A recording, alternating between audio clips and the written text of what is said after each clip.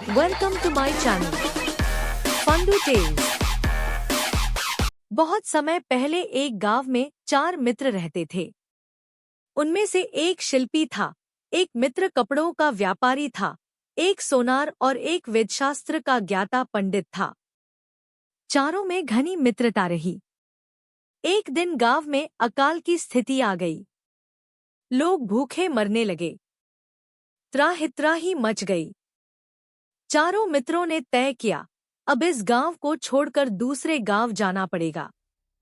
जाने का कोई साधन नहीं था, अतः चारों मित्र पैदल चल पड़े। चलते चलते एक घने जंगल में पहुंच गए। दिन ढलने लगा। इस अंधेरे में वन को पार करना ठीक न था। अतः चारों ने निश्चित किया कि वे पेड़ के नीचे रात को सो जाएंगे और अगले दिन फिर यात्रा शुरू कर देंगे। वन में एक साथ सबका सो जाना खतरा हो सकता है। ऐसा सोचकर तय हुआ कि बारी बारी से एक रखवाली का काम करेगा। सबसे पहले शिल्पी ने रखवाली का बीड़ा उठाया। तीनों मित्र लेट गए और शिल्पी ने सोचा, जगना तो है, क्यों न इस काठ के टुकड़े से कुछ बनाया जाए। ऐसा सोचकर उस शिल्पी ने एक सुंदर सी गुड़िया बनाई। काम खत्म करते ही उसने कपड़े के व्यापारी को जगाया और खुद सो गया। कपड़े के व्यापारी ने सुंदर गुड़िया देखकर आश्चर्य प्रकट किया।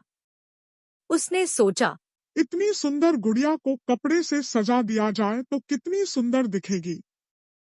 ऐसा सोचकर व्यापारी ने गुड़िया को साड़ी पहनाकर सुंदर बनाया और सोनार को जगाकर खुद सो गया। सोनार इतना सुंदर शिल्प देखकर दंग रह गया। उसने सोचा, यदि इस गुड़िया को गहने से सजा दिया जाए तो कैसा लगेगा।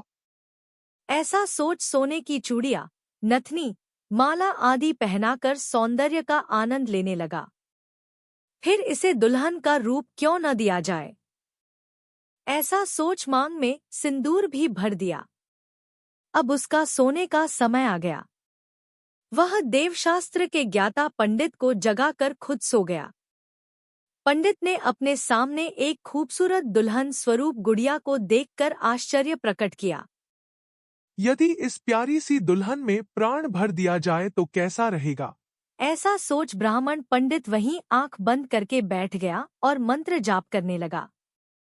वेदशास्त्रों के ज्ञात पन्ने उसमें जान डाल दी। सामने एक सुंदर नारी को देखा। आवाज सुनकर सब लोग उठ बैठे। अब चारों मित्र उस खूबसूरत नारी को देखकर उसे अपना बनाना चाहते थे। इस पर झगड़ने लगे। खींचातानी को देखकर वह सुंदर नारी चिल्लाकर कहती है, बंद करो, इस प्रकार क्यों लड़ रहे हो। थोड़ा रुककर फिर वह बोली, सब आंखें बंद कर लें।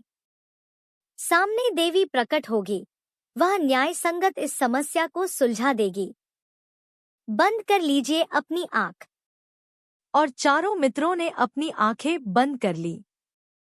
तब उसने देखा, एक देवी सबके सामने खड़ी है। देवी ने उन चारों की समस्या को जाना। देखो शिल्पी, तुमने इस गुड़िया का निर्माण किया, अर्थात जन्म देने वाला पिता समान होता है ना। हाँ। शिल्पी ने हामी भरी। तब इसके साथ तुम शादी कैसे कर सकते हो, देवी ने पूछा।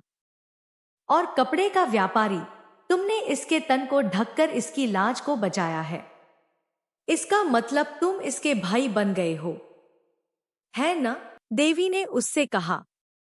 बीच में पंग वेद शास्त्र के ज्ञाता टपक पड़े और गर्व से कहने लगे, हाँ देवी, मैंने ही इसको जीवन दान दिया है।